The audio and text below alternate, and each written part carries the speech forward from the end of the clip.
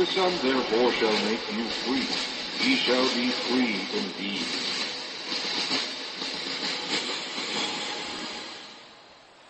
We'd like to welcome you to our current event and weekly Bible study for September 16th, 2012. And today's study is going to be pretty much dedicated to, the events of the last week regarding really the Middle East. A lot of breaking things, a lot of things that could definitely have an impact on where, no matter where you live in the world, could have a huge impact and will have a huge impact. Most likely in the days ahead. And so we're going to be going through probably covering more actual headlines than I've probably ever covered in one teaching as far as just the sheer volume of headlines. We're looking at about a 23-page study here, and hoping I can get it done in 4 parts. I never know exactly how long it's going to take me to get a study, though. But we're going to be kind of rapid fire going through these current events, tying them all together in a coherent fashion, because there's so much that's happened just in the last week, and so much of, if you were to just believe what the mainstream media is telling you, you're going to get led astray. Essentially, you're not going to get the full picture, and that's what they're there for, to make sure you don't get the full picture. So that's what we're going to try to do today. First article. Obama invites Egypt's Muslim Brotherhood president to meet next week, but refuses to meet with Netanyahu. The White House has rejected a request by Prime Minister Benjamin Netanyahu to meet the President Barak Obama in the United States this month, an Israeli official said on Tuesday, after a dispute erupted between the allies over Iran's nuclear program. An Israeli official told Reuters, on condition of anonymity, that Netanyahu's aides had asked for a meeting when he visits the United Nations this month, and the White House got back to us and said it appears that a meeting is not possible. It said that the president's schedule will not permit it. Obama's going to be, but the thing is that basically the same day, they announced that Obama had been scheduled to a appearance on David Letterman. So he took David Letterman, but he couldn't get with Netanyahu when you've got this powder keg over in the Middle East ready to go off. And he's going to be actually campaigning and on Letterman at that particular time. So, you got to have your priorities. I mean, you can't blame the guy. Come on. I mean, he's a great guy. Anyway, so there's other links you can click on here to verify that, how the Letterman thing that I just mentioned, and that his schedule is full. There's different links you can click on. I can't cover every little link, but I can give you the other links that tie into that particular story. Okay, so continuing further. Because I've been reporting on these types of events a lot lately, I've been accused by not many, but some, that, I'm one of like the John Hagee type that, just gives Israel a free pass and they can do no wrong and they're above reproach, and no matter what they do, we need to support them, And so, again, as I've said before, I've tried to have biblical balance when dealing with this particular subject. And I've done 3 different teachings. One was entitled The Biblical Cause of Jewish-Israeli Affliction, John Hagee, Christian Zionism. I did a report on the blasphemous Talmud, which is one of the backbones of the, Orthodox, I would say Jewish, Israeli type of religion. You've got the Talmud, you've got the Kabbalah, and these extra biblical books. And they're as blasphemous toward Jesus Christ as you could get. And then I just quote out of it. So I'm not giving anyone a free pass. Everybody has to get saved the same way. They've all got to go through the Lord Jesus Christ. His shed blood, His death, burial, and resurrection. That's, and again, if you don't understand that concept, go up to contendingfortruth.com, and click on the Salvation tab and listen to those teachings in that order. I lay that all out. So anyway, I just wanted to post those links there because, I get some emails, you Zionist scum, you little... I love it, So anyway, I wanted to post those up there just right up front today, so that if somebody's listening to me hoping they can pounce on me, I have 3 different teachings I've done on that particular subject. So let's go further here. Israel, well, I'll just start reading this from Reuters. The United States forfeited its moral right to stop Israel taking action against Iran's nuclear program because Washington had refused to be firm with Tehran, the Israeli Prime Minister said yesterday. So in other words, all of this pressure that the U.S. is exerting on Israel to not act, they're forfeiting that right because Washington refused to be firm with Tehran.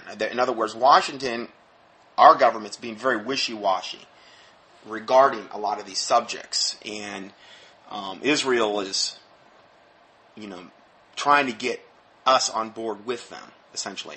In comments which appeared to bring the possibility of an Israeli attack on Iran closer, Benjamin Netanyahu took the administration to task after Washington rebuffed his own call to set a red line for Tehran's nuclear drive. He said, "The world tells Israel, wait, and there's still time." And I say, wait for what? Wait until when? Essentially, wait until what? When the bombs start dropping type of deal? Mr. Netanyahu said, speaking in English. And then he goes on, "Those in the international community who refuse to put red lines before Iran don't have a moral right to place a red line before Israel." Okay? Like a line in the sand, essentially. You can't do this, in other words. These parameters they're supposed to abide by. Okay, so Mr. Netanyahu has been pushing Barack Obama, the U.S. president, to adopt a tougher line against Iran, arguing that setting a clear boundary for Iran's uranium enrichment activities and imposing stronger economic sanctions could deter Tehran from developing nuclear weapons and mitigate the need for military action. I mean, listen, you can say poor Muslims and all this stuff all day long. All you have to do is look at the quotes from Ahmadinejad and the Ayatollah Khomeini over there in Iran. And their whole stated absolute 100% goal is annihilation of Israel. Every man, woman, and child, and the great state in America. I mean, you can't blame that on anything but them in their own tongues. They've made it abundantly clear what their goals are. It's not like debatable, that is what they've said out of their own mouth. So that's what they've said, and I mean, I'm not going to apologize for their own statements, and we're going to take a really good hard look at that whole subject today regarding Islam and the Muslims, and we're really going to see. We're just going to take an in-depth look at that. So, going further here, on Monday, Hillary Clinton, the U.S. Secretary of State, said the U.S. would not set a deadline in further talks with Iran, saying there was still time for diplomacy to work. Yeah, that's the thing with Islam. Diplomacy is where it's at. When dealing with Islam, they always listen to the voice of reason. They're calm, collected, cool, peaceful people.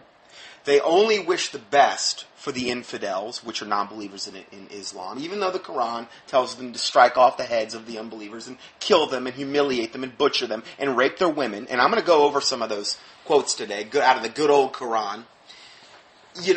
It's all out there. It's just the mainstream media chooses just not even to ignore it, but to totally suppress. If there were quotes like this in the Bible, the mainstream media would be so far all over us as born-again Christians, you wouldn't even know where to turn. And it's just, but the thing is that Islam is held to such a different, preferential, protected status. Anything that's evil and wicked in this world, and the more wicked and evil, the more it's protected now. The sodomites, the gays, the homosexuals, the transsexuals, the bisexuals, whatever, they have this unbelievably and increasingly protected status. Have you noticed that? Planned Parenthood, the right to slaughter your baby in the womb. They have this unbelievably protected status. And not only that, but taxpayer funding. Islam, probably the most overtly wicked, in-your-face religion on the planet. I understand, yes, you could say Satanism's worse. But in a way, at least Satanism's more honest. At least they say they're evil, and they're serving evil. Okay? Islam acts like they're morally superior. We're going to look at the moral the morality issues of Islam today as well. We're going to do rapid fire, point by point by point. Normally, in times past, I've done studies where I really will key on one point. I'm going to do rapid fire succession today on a multitude of different points. And I don't know what more I could do as possible if somebody's riding the fence about this particular issue to convince somebody how wicked and how evil their agenda is for humanity. It's just not the Middle East. They want total world domination. And this whole thing that happened this week with this supposed film, it's not even a film, it's a trailer up on YouTube, and we're going to get into that in depth.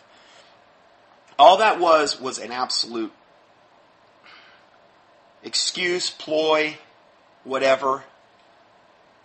And there's so much more to it than even that, and we will get into that. But Hillary's saying that there's still time for diplomacy to work. It's always worked in the past. Every time they give land to Islam, Islam behaves, right? They act nice. The ink isn't even dry on the paper, typically, and they just move the rockets in closer so they can get a better shot or a better bead on whatever given city they're going to annihilate. That's the only reward Islam's ever given Israel for land for peace concessions. That's the only time and time and time and time again. Thousands and thousands and thousands of rockets. And then when Israel responds, and when Israel tries to protect itself, oh, they're demonized. Oh, look at these terrible. And those slime bucket Muslims will literally use little children and babies as human shields so Israel won't fire on them. I'm going to get into all this today. I'm going to try as much as I can to expose the unbelievable, utter hypocrisy of Islam.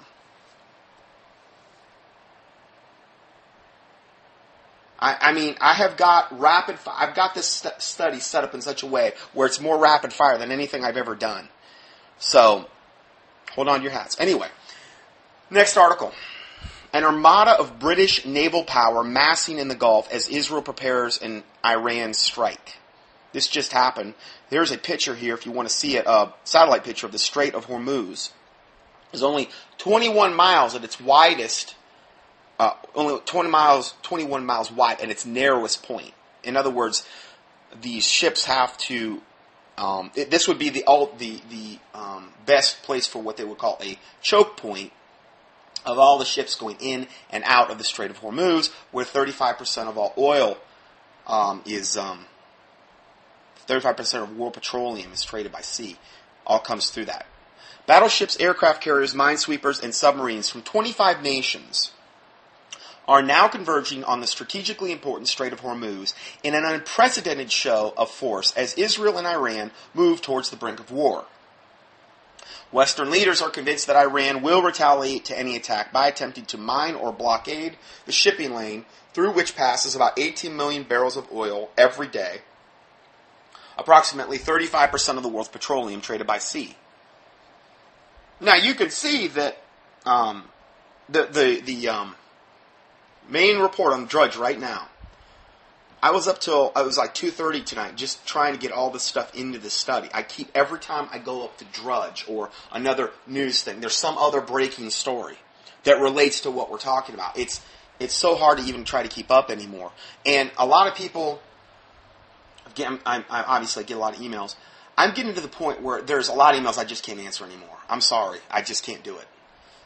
It's either drop the studies and devote to the emails, or not answer a whole bunch of emails and try to keep you abreast on current events. And I just feel like that up until the point where I can address this issue so that you're not destroyed for lack of knowledge, so that Satan doesn't get an advantage of you for you're not ignorant of his devices, those types of things, I need to focus in on the studies, because that's the main thrust of this ministry, and it's always been.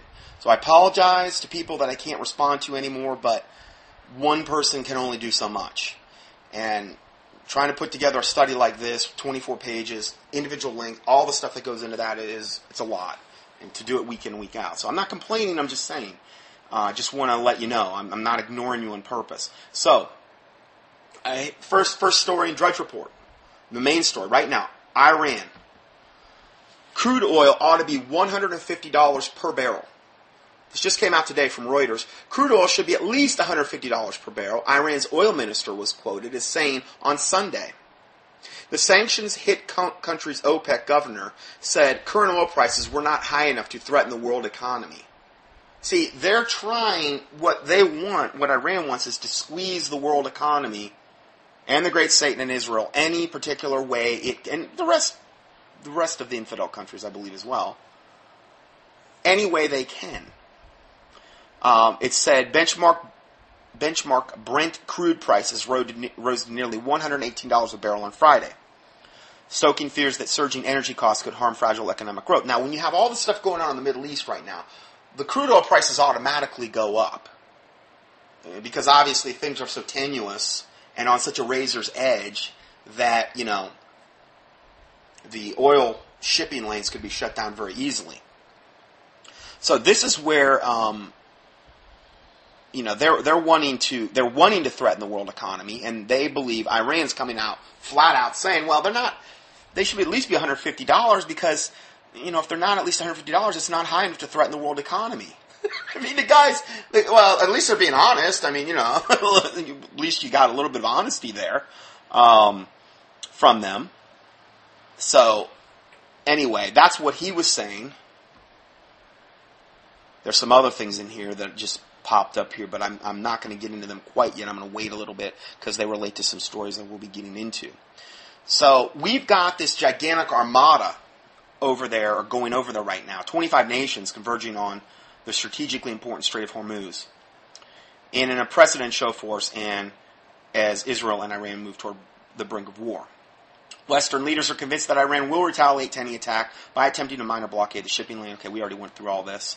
A blockade would have a catastrophic effect on the fragile economies of Britain, Europe, the United States, and Japan, all of which rely heavily on oil and gas supplies from the Gulf. And again, that's all been by design from the very beginning. We've had technologies that have been suppressed for probably close to 100 years, where we wouldn't have had to be dependent upon oil or have a minimal, tiny dependency on oil.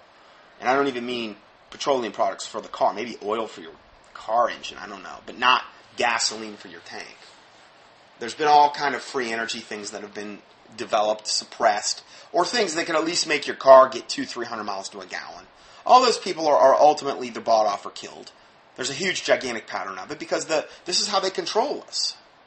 If oil prices go up to $150, everything else will also go up because then it costs more to get the food to the grocery stores.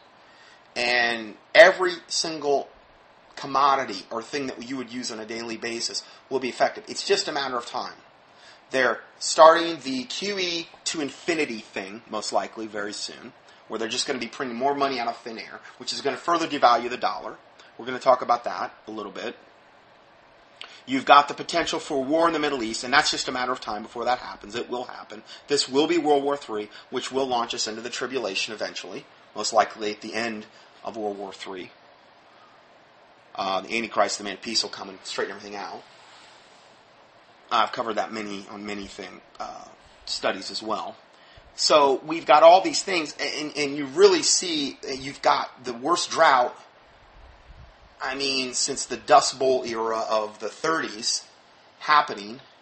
The corn around us, and I thought we were getting enough rain. It's all dead. It's all dead. Every field. And they have the audacity to take corn and 10% of our gas here is ethanol, which they make out of the stinking corn. So a lot of the corn production you're seeing is either for gas, which is a total scam from the pit of hell because we've already got all the technologies but all the automakers and all the crude oil, they're all in cahoots together. It's all a gigantic scheme employed to control us, lock, stock, and barrel, and to deplete us. And now QE3 to infinity, or whatever they're going to end up doing, whatever dollars you have are going to continue to devalue. They're going to have less and less purchasing power. Whatever you're going to get, if you've got any conviction about any kind of end time The prudent man foreseeth evil and hideth himself, but the simple pass on and are punished. Consider the ant, where the Bible talks about that, where he stores up his food in the summer, so he has food in the winter, essentially. If you have any kind of conviction about that at all, now would be the time to act, unless the Lord is telling you, just don't do anything, okay? And that's between you and God, okay? Praying, fasting on that particular subject is the best thing I can tell you. I'm not saying God can't protect us. I'm not saying God can't take care of us. I'm just, from an economical standpoint, telling you what is happening, what is going to happen. It's a virtual guarantee. You've got the worst drought we've had since the 30s, essentially. And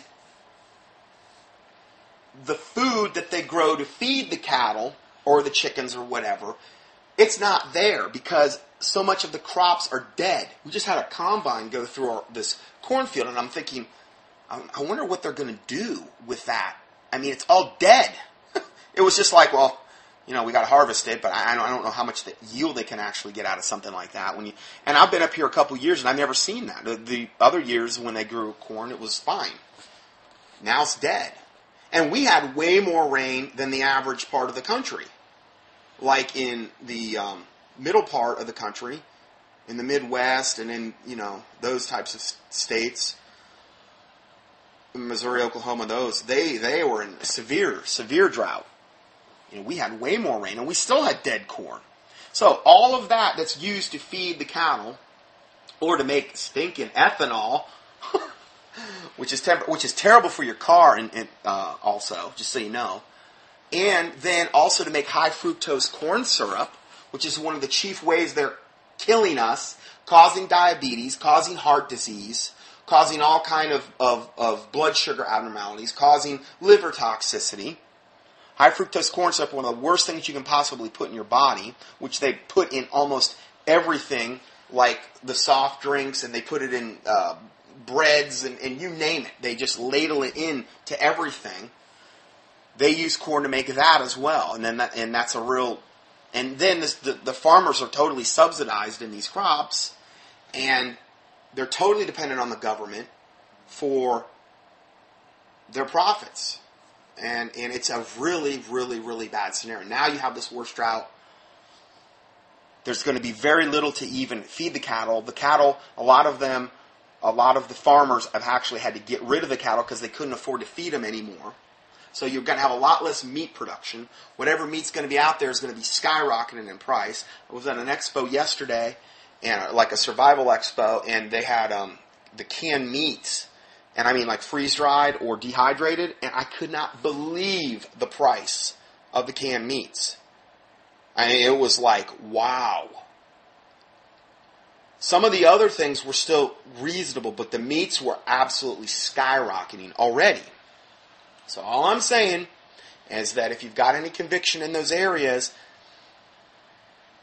while your dollars still have purchasing power, and they're not going to most likely very much longer, you may want to consider that. But again, take it to the Lord in prayer, fast about it if you need to. I plan on putting out, I'm probably not going to be able to do a study on it, but just putting out maybe a little tiny audio with a large study on proactive things that you can do right now, like some purchases you may want to make for end-time survival preparedness. I had a dear listener from Australia, and they put together a document for me. And I've also got a document of my own that I'm probably going to add to it and then put it up there, and at least you can go through that and glean from that knowledge as well. I'm hoping to get that up maybe within a week or two. I need to get it up. The sooner the better. Because if this stuff starts to go down quickly, I think that the internet's going to be one of the first things that could potentially go as an excuse for whatever, national security. So, anyway, I just want to throw that in. Now let's go back to the article. The Strait of Hormuz is one of the world's most congested international waterways. It is only 21 miles wide at its narrowest point and is bordered by the Iranian coast to the north and the United Emirates to the south. The main exercise comes as President Obama is scheduled to meet with Benjamin Netanyahu, the Israeli foreign prime minister. They're saying today, I don't know about that. I haven't heard anything about that. As I said before, Netanyahu already snubbed Netanyahu, but that was regarding the United Nations thing that's going on sometime this month. Okay, this is something different. I don't know whether the crisis has merited that Obama has to say, okay, I got to meet with them, type of deal. But I can't verify that last statement right now on CNN or Drudge Report. So I don't know about that statement. I'm just flat. I'm telling you that. I'm not 100% sure. But in this report, which is from the Telegraph in the UK, I mean, normally, it's not like it's from,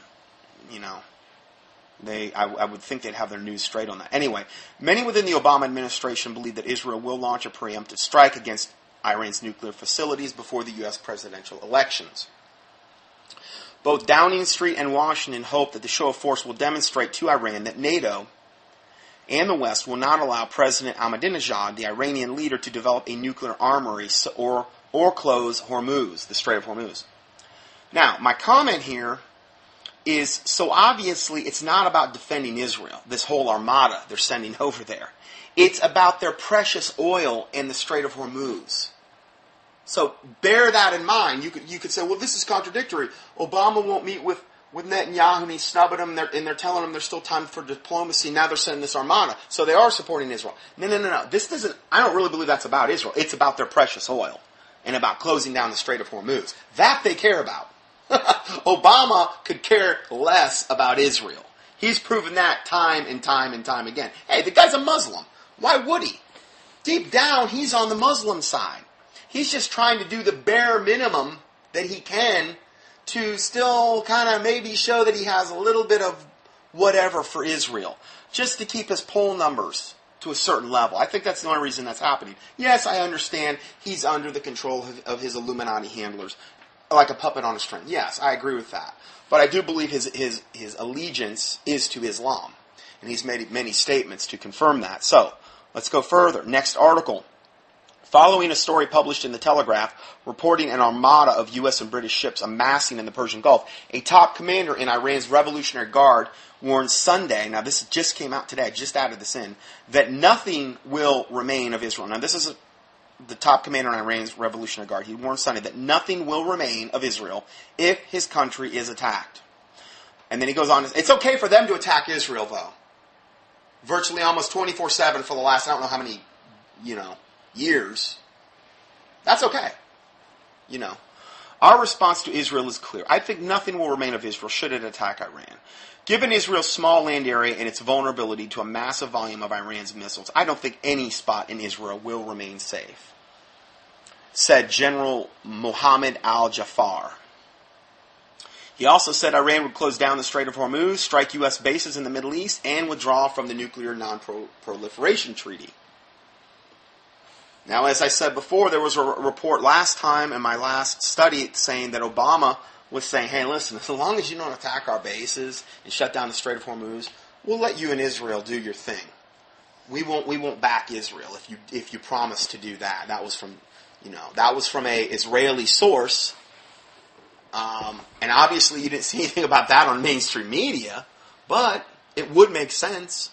So, again, I'm not saying I have 100% crystal ball foreknowledge on exactly how this is going to go down, but I can kind of hopefully get you to the point where you're seeing pretty much what the potential possible scenarios may be. Let's go further here.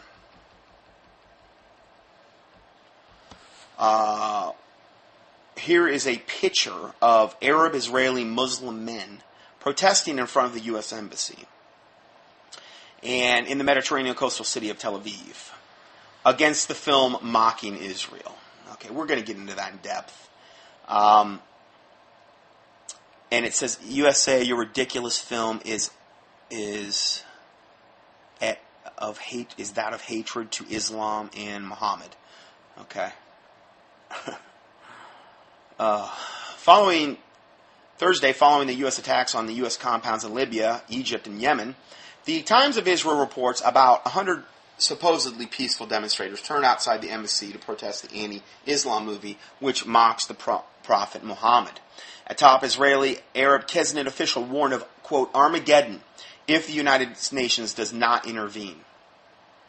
So because they got their little, supposedly, their little feelings hurt, you talk about the most thin-skinned devils on the planet. Islam has to take the cake on that one. They can do whatever they want to anyone, but don't you dare ever criticize their devil cult religion in any way, shape, or form, or the wrath of Allah will be upon you. It's the ultimate in hypocrisy and double standards that I've ever seen a religion display, other than maybe Catholicism. So they're warning that Armageddon, if the United Nations does not intervene. And then he goes on to say, if the UN does not mobilize to stop this erosion, it will be Armageddon. So this is all of the rhetoric and the posturing. Next article. The Yemen-based branch of Al-Qaeda urged Muslims to step up protests and kill more U.S. diplomats in the Muslim countries. These are the types of hell-bound, purely wicked, evil, reprobate devils that you're dealing with here. These people are demon-possessed to the toenails, for the most part. I pray those that can be saved in that religion, cult, death cult religion, I pray to God if it be possible their souls be saved. But for the most part, that's not going to obviously happen. Narrow is the way which leadeth to life eternal, and few there be that find it. These people are bent on pure evil. They're demon-possessed. They're driven by devils. And they're not going to change. And it's only going to get worse. And I'm going to amply prove that in this study today. There's no amount of diplomacy that will ever work with them. There's no amount of placating them or giving them what they want. Their only thing they'll ever be satisfied with is total annihilation of all infidels on the planet. Total annihilation of Israel, the great state in America. All the Christians. And you either convert or you die. That's it. That's the end game for Islam. And they are really, really starting to ramp it up now. They're really starting to show their teeth and what their true intentions are. So they're saying now, the Yemen-based branch of Al-Qaeda, and urging Muslims to step up protests and kill more U.S. diplomats in the Muslim countries after a U.S.-made film mocking the Prophet Muhammad, which it said was another chapter in the Crusader Wars against Islam. This is a quote from them. It says, whoever comes across American ambassadors and emissaries should follow the example of the Libyans who killed the American ambassador. In other words, kill as many Americans and the ambassadors as you can. This was, the group said, referring to a Tuesday attack on the U.S. consulate in the Libyan city of Benghazi. Now, let's take a little look at this movie, this supposed movie mocking Islam. Next article. Is the Muhammad movie a contrived fraud? An anti-Muslim film that has been blamed for the attacks on the U.S. embassies in Egypt, Libya, and Yemen is likely a contrived fraud designed to stir up unrest in the Middle East. A trailer for the film, entitled The Innocence of Muslims, has been on YouTube for over 2 months. Now, please understand, all it is a trailer. It's not a movie. Okay? Despite the alleged filmmaker's claim that the movie was funded by rich Jewish donors to the tune of $5 million, it has all the quality of a low-budget film school project.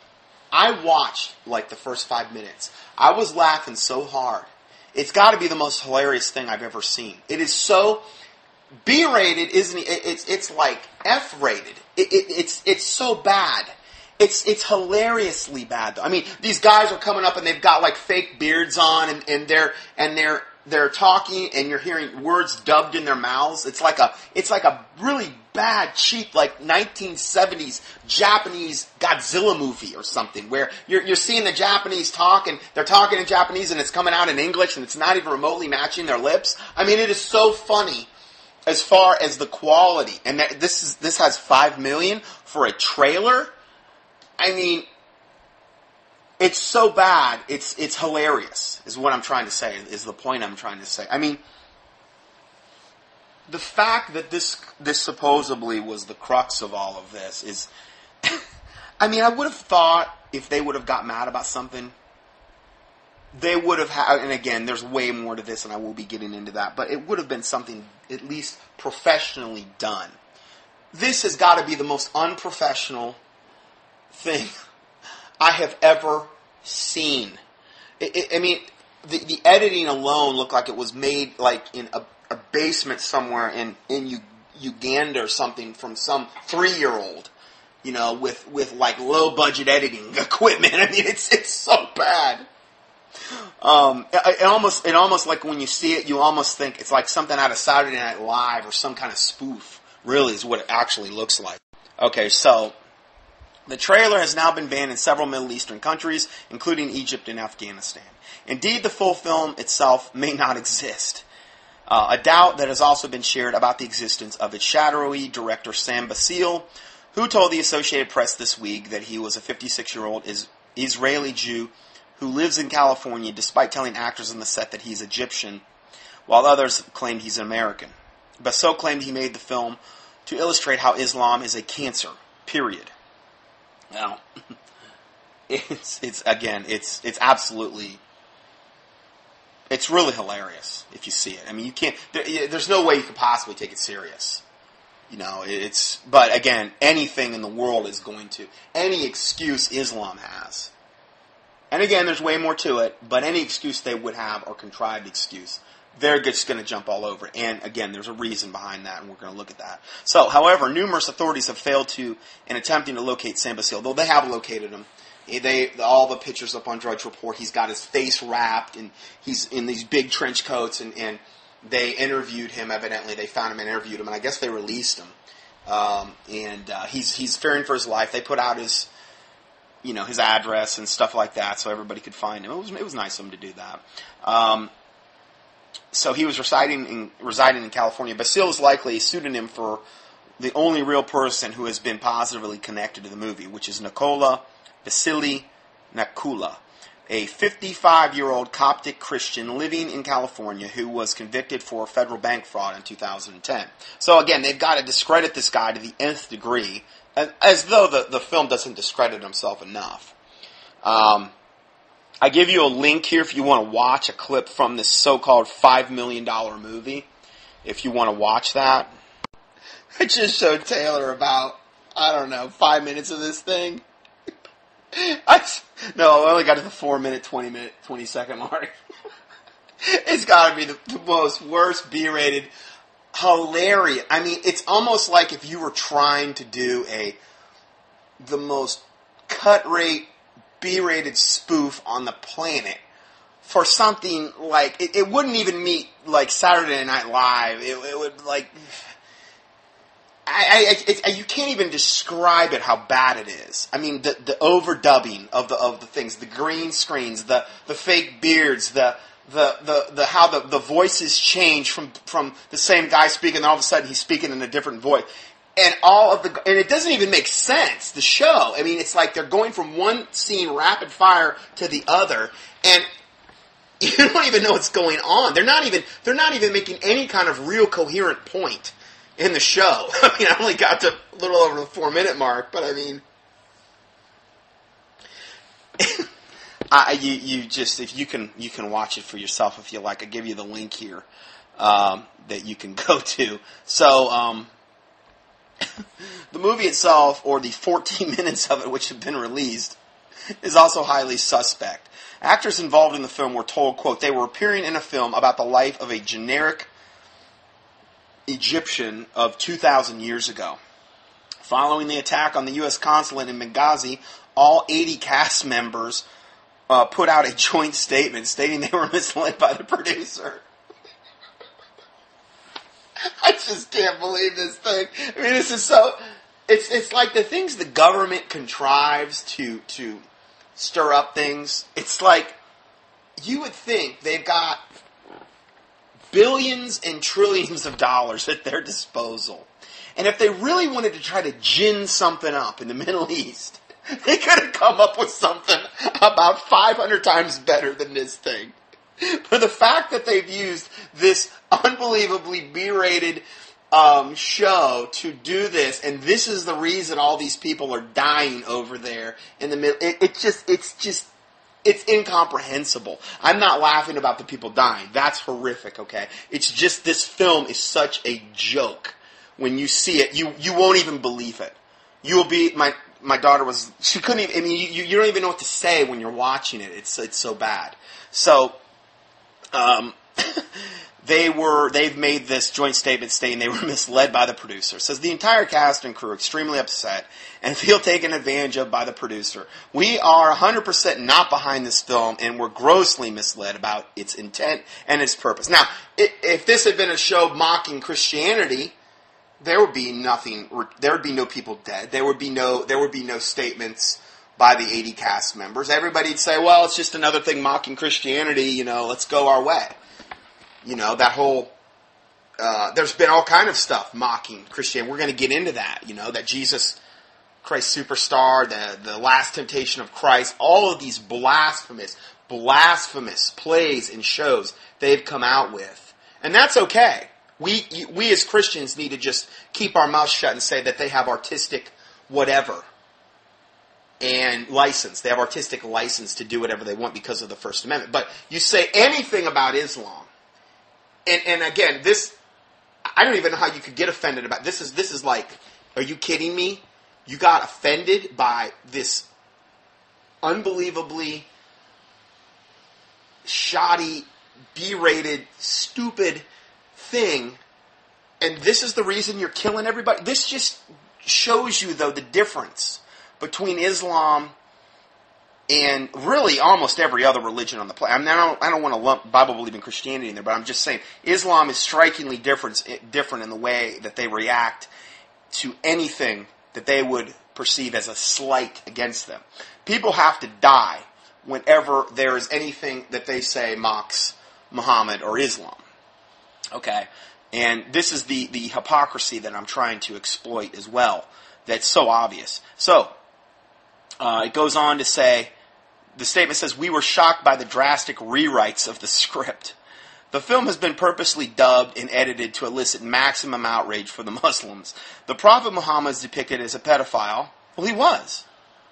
He was a pedophile. He married Aisha at the age of 6 and supposedly, you know, admitted that he consummated the marriage at the age of 9, and that was his favorite wife as well. I read some more about that last night. That was Aisha, the 6-year-old when he married her, and the 9-year-old when he went to bed with her. He is a pedophile. I don't really care if they don't like it or not. I could care less. He's a pedophile. He's an admitted pedophile. The Islamic writings admit this much. But it's as though we can't say anything about that. We have to just shut our mouths about it. I will not shut my mouth. I am not going to shut my mouth about any of this. You know, if they think they can come over here and take me out, well, I'm right here. I'm right here. I believe God will protect me. I have the faith to believe that God will protect me from these devils. I will not back down about this subject. I'm not going to make apologies about things that are obvious and flagrant and in your face. I'm not going to do it. I'm not going to be politically correct. I refuse. And when they're verifiable facts that Islam has itself admitted to, how can you say I'm biased? I'm just stating facts. Now, they said he was a homosexual. I don't know if there was any Quranic writings for that. But, and then they said a religious phony, obviously was that. A philanderer, he was obviously that. A womanizer, he was obviously that. And a bloodthirsty dictator, obviously all of those. The only thing I could see that could be disputed about that was the homosexual thing. And who knows, maybe there's something I don't know about that. I don't know. I mean, the whole Dancing Boys of Afghanistan, that's a very ancient tradition where they, you know, get their little boys, and we're going to look at that today too. And that's not something that hasn't been extensively reported on. And that's an ancient tradition, ancient. So that could be very much the case as well. So most of these accusations are actually accurate. But Islam, they want to keep all that in the dark. They want to keep all that swept under the rug. That's not something the infidels need to know about. It's something they can do behind closed doors. But Oh, how dare you accuse us of it, even though it's all true, or most of it in this case.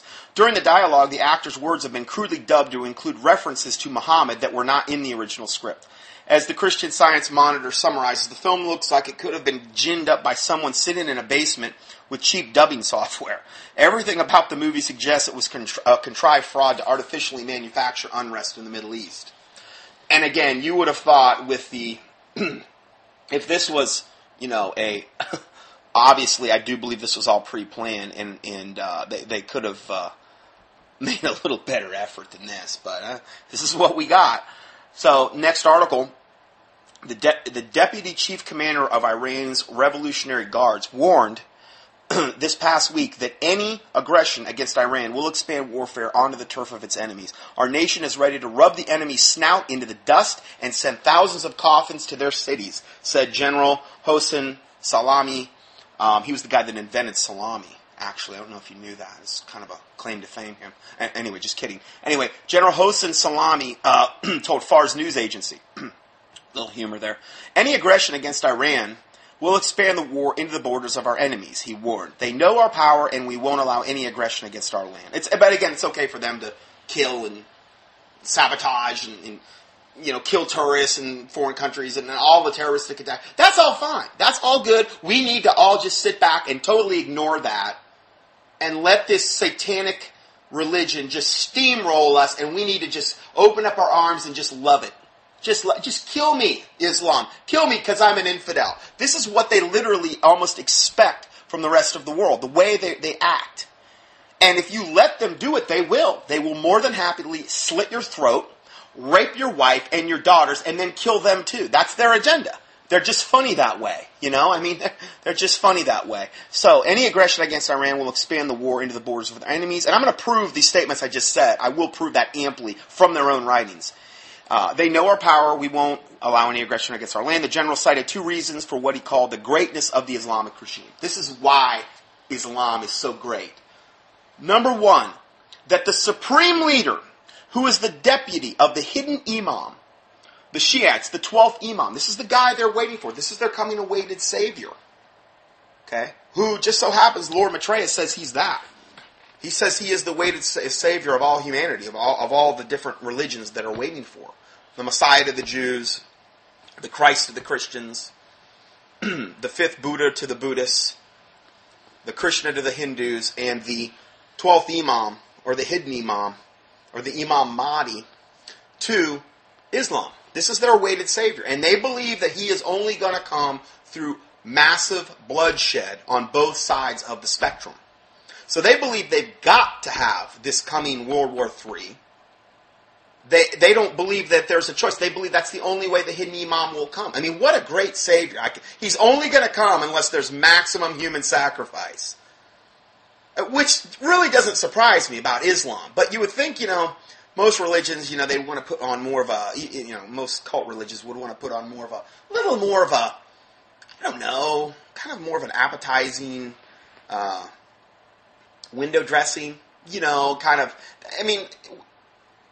for instance, you're coming into this religion, you're thinking about converting to Islam, and let's say you don't have a knife to your throat, and you're thinking, wow, all of these great attributes, I could be a suicide bomber, my awaited savior, he's only going to come through massive, massive bloodshed, and we're going to kill all the infidels on planet Earth and wipe them out, and we're going to have this nice big, and if I kill a Jew or Americans in the name of Allah, I go and get to be with my 72 virgins and my white-skinned boys up in paradise.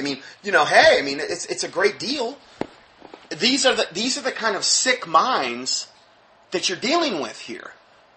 Fanatical's not even doing it really justice.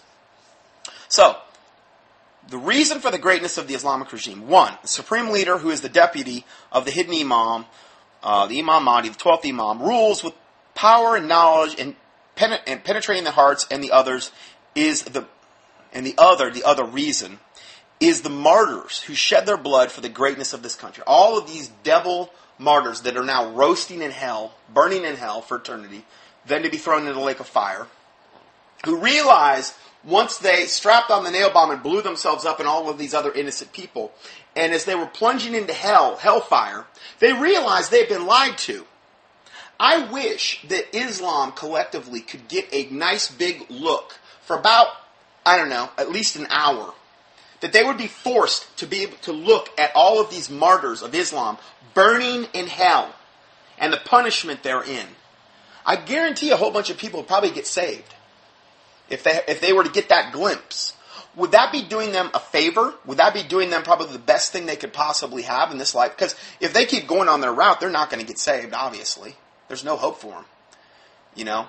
They need this type of vision in order to have any hope of getting saved. There is no hope for them if they continue on this path. So I really pray God hang them out over hell, every one of them.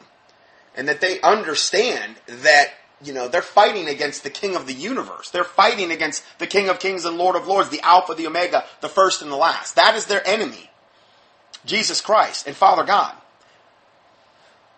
I really do pray that God give them a vision of that. So, going further, in praising those martyrs, he said, quote, God states in the Quran that martyrs are alive and not to consider them as dead. Yeah, they are alive. They're burning in hell. All their martyrs are burning in hell. And as they all had the art to exchange death to life, no, they exchanged death, for more hellfire death, and reach eternal life. Yes, they're going to have eternal life. Yeah, hell, and then great white throne judgment, and then cast in the lake of fire. That's their version of eternal life. I mean, I understand that's the same for any unsaved person, but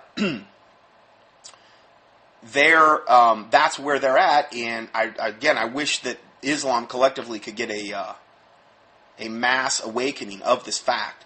And then it goes on to say, Salami likened the supreme leader, Ayatollah Ali Khamenei, to a sun shining on the Islamic world, and that despite all the international sanctions and threats, Iran is progressing on all fronts.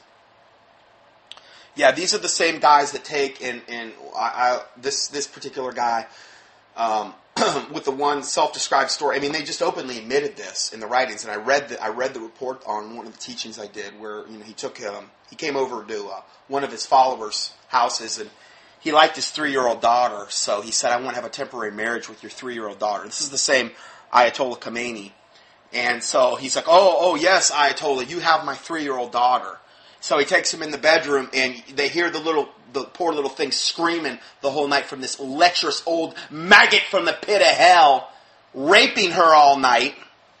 And then he comes out the door the next morning, refreshed and revived and ready for the day. And then, they grant him it was a temporary marriage, so they granted him the divorce, and he goes his merry way. This is the type of slime and maggots that I'm talking about here. Okay? You do this to a little child, you incorporate it into your religion, and then you call yourself holy and moral and upright. And there's so much, it doesn't get a lot worse than that. It were better that a millstone were hung about his neck and he be cast into the midst of the sea than he offend one of these little ones that believeth on the Lord Jesus Christ. And you do this to little children, as far as I'm concerned, you forfeited your right to live. And, so yeah, this is the type of people that we're dealing with at the highest levels of Islam on down. If the head is sick, the whole body's going to be sick. And that's obvious for when you see the actions of Islam. So, here is a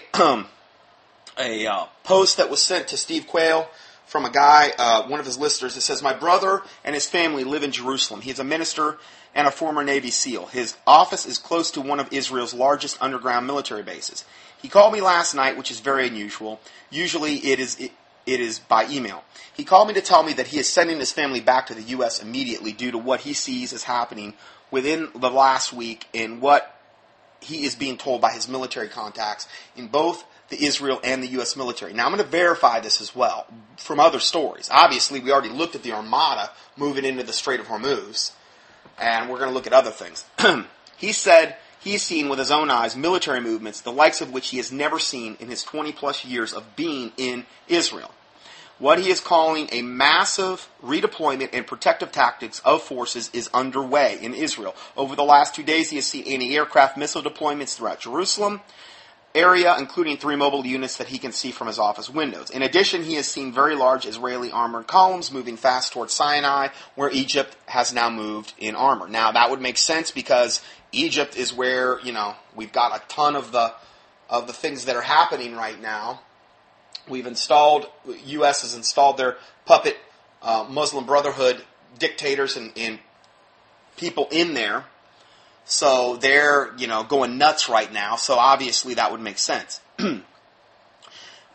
These are reports of the top military leaders meeting with Israel's senior rabbi, which is something that has happened preceding every prior military campaign.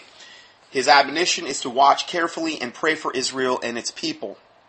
He is convinced that barring something extraordinary, Israel will attack Iran with or without the U.S., and that is very soon. It is his belief in Israel that Obama does not stand with Israel but with the Arab countries, which is, confirming everything I've said. He has told me before that Israel will saber rattle from time to time, but this time it was very different from what he has seen and hearing. He was at the Wailing Wall 2 days ago, and there were hundreds of IDF soldiers there, meaning Israeli Defense Force. As he was leaving, he passed at least 20 military buses full of soldiers en route to the wall. He has never seen this before either. Just thought I would pass this along. My brother is not an alarmist by any means, and when he talks like this, it gets my attention for sure, and usually I find he knows more than he shares. These are reports that Israel is asking Obama to come to Israel. There are reports that Israel is asking Obama to come to Israel immediately, but they are being answered with silence, as confirmed. My opinion is that I see the making of the perfect storm. So there's a link to that article if you'd like to see that. Next article. Defense Minister Ehud Barak raised a toast to the Jewish New Year in an IAF F-15 squadron hangar, the fighter jets, and what may be a hint of things to come and possible message to Iran that it is not safe from an attack. While he never mentioned Iran's name, his words left little doubt what he was referring to. In the course of the ceremony, Barak said, We have experienced huge tectonic shifts in the entire region in the past year. These shifts create challenges that are among the most complex we have ever faced, both from very close range and both from very far away. And these challenges create a need to act and are ready for action. The state of Israel in general, the Air Force in particular, and the squadron need and must be highly alert at all times, sharp, determined, precise, so if there is a necessity to act, we will act and succeed. The IAF used F-16 fighters to bomb the Iraqi nuclear plant in 1981, while the F-15 circled overhead and provided security. Okay, so continuing on, next article. Israel claims 70,000 Hezbollah rockets are aimed at it. Here's a picture of an Israeli boy inspecting the damage after a rocket fired by Palestinian militants from the Gaza Strip hit his house in southern Israel town. And this happens all the time. I've reported on this over and over and over again. Thousands and thousands and thousands of these rockets have landed in Israel. The Israeli Defense Ministry claims Lebanese militant groups, Hezbollah, has between 60 and 70,000 rockets aimed at Israel.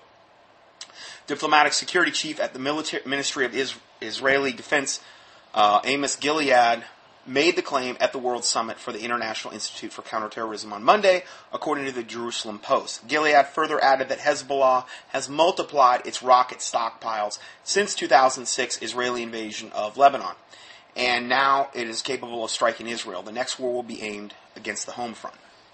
And again, this confirms what Iran's been saying and these other things. So that's why they're saying that if we struck Israel with all that we had, there'd be nothing left. Okay, that's why they're real bold and confident about that. Next article.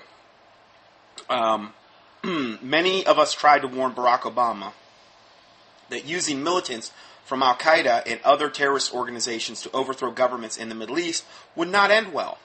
The Obama administration was so determined to get rid of Mubarak and Gaddafi that they didn't even really stop and think about who was replacing them. Well, my comment is, this is not true, and this is exactly what they wanted to happen. By toppling these regimes, which were considered more moderate in their Islamic stance, they've all installed radical Muslim dictators and governments, And as a result, now all of this stuff is happening, and it's all by design.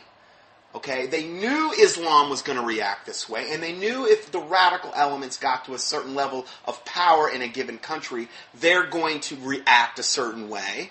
And it's exactly what they wanted, because now they can say, hey, look at these crazy Islamic people doing this, and it's true, they're nuts.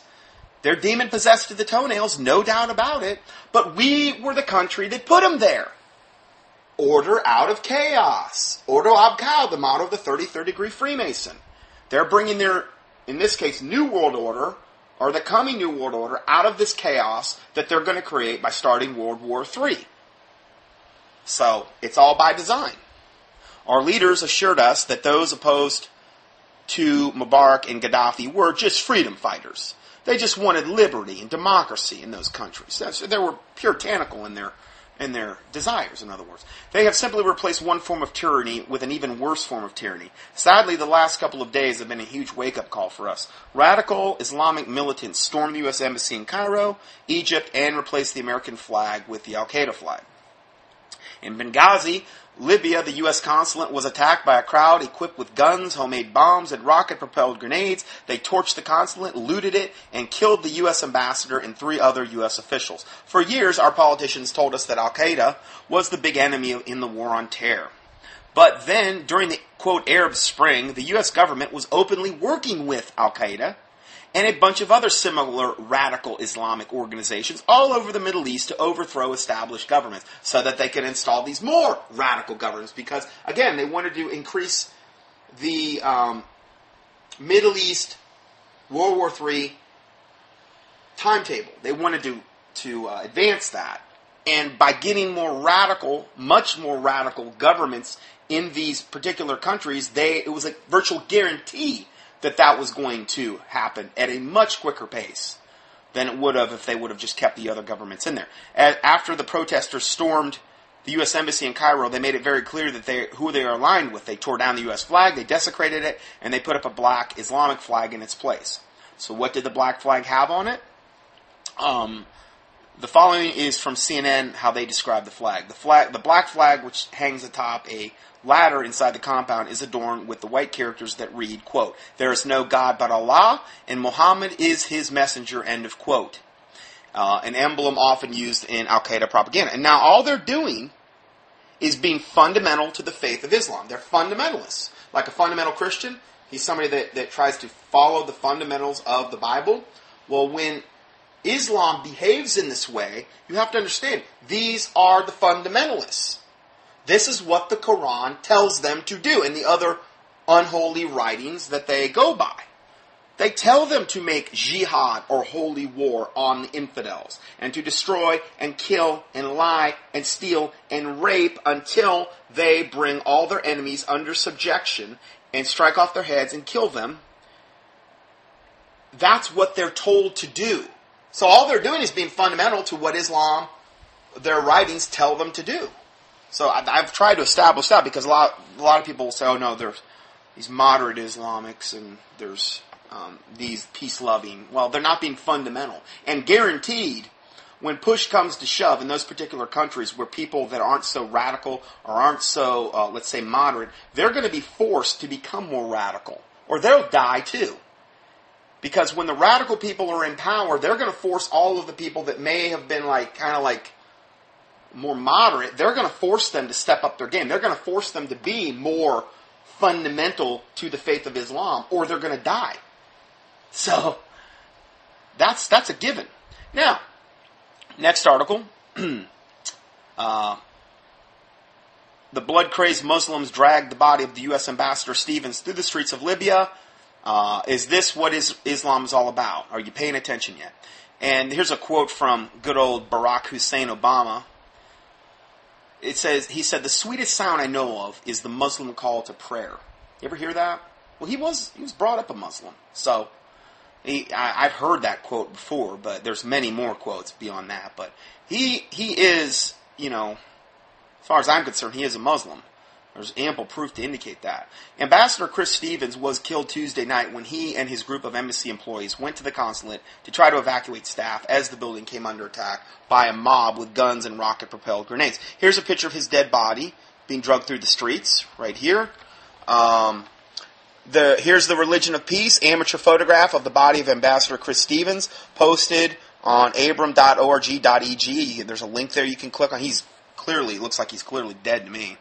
And then the State Department said Tuesday that one American was killed in the attack. It is not confirmed the other 3 deaths. Here's a picture of him. He's dead here. They've got him over his shoulder, dragging him through the streets. And the mainstream media is desperately trying to make you think that these are photos of compassionate Muslims taking the Ambassador Stevens to the hospital. They've even stopped doing that now. They tried to pull that for I think a little bit, but the evidence is too overwhelming to even indicate that. These are Muslims that killed the guy. They're bragging about killing him, and they want to kill more. Okay, so anyway, I give you those pictures if you want to see those. They're not real super graphic or anything, but I mean, obviously, you probably don't want to show your kids them. Here is a U.S. ambassador in Libya sodomized before he was killed. Now, this is the same U.S. ambassador. The Washington Times has posted a video clip reportedly originating from the Libyan Free Press, confirming the sodomization of Ambassador Stevens prior to his murder. Now, see, this is that religion of peace. They want to humiliate you, desecrate you, do everything possible on the planet before they kill you, if they have the kind of time to do that, and then they kill you for Allah, because He is a loving devil god, obviously. So, as translated by the Washington Times, the Libyan reporter stated, Libya, the U.S. ambassador in Benghazi was sodomized and killed by his own al-Qaeda puppets. The people that we installed in there did this to him. A Google translation of the report reads, and there's another picture of him dead, and here's the actual report, if you want to read it for yourself. But yeah, it appears as though he was sodomized. Now, keep in mind that the al-Qaeda-linked rebels supported by Obama apparently sodomized the former dictator Muammar Gaddafi before he was killed. So it's not like they don't have a pattern of this. This is what they do. They are pure evil, and when you're pure evil, there's nothing you won't do. So, one commentator at Dan Ryle's blog notes that sexual humiliation of infidels is very important in Islam, and passed along this link, and there's a whole link there of the sexual jihad demoralizing tactic. Okay, so this is another thing they do. They do it to the women, obviously probably way more than they would the men, because they want to desecrate the women and then kill them, and the children and whoever. It's everybody's fair game because they're infidel dogs. It's just like Hitler when he went and killed Jews or gypsies or whoever in the Nazi death camps. They didn't think they were doing anything wrong. There was no conscience of sin. They were just eliminating an inferior race that needed to be. It would be like culling the herd. That's all they're doing. These people, they would view us or anyone else as infidel dogs that have forfeited our right to exist, and we don't need to exist. And we need to be eliminated off the planet so Islam can rule the world without having to worry about any infidels. But the thing is they've got a real rude awakening coming from God, because they're sadly mistaken if they think they're going to be able to pull that off from a biblical standpoint. But according to Obama and Hillary, the kind Libyans were trying to carry Ambassador Stevens to the hospital. Yeah, right. So they sodomized the guy, and they killed him, drug him to the streets. This is Islam. This is the actual absolute fruit of Islam. Okay, I'm going to go ahead and end part 1 here, and we're going to go to part 2 next. So God bless you, and we'll see you in part 2. Scott Johnson's weekly audios are available for free 24/7 on the internet at contendingfortruth.com. That's CONTENDINGFORTRUTH.com.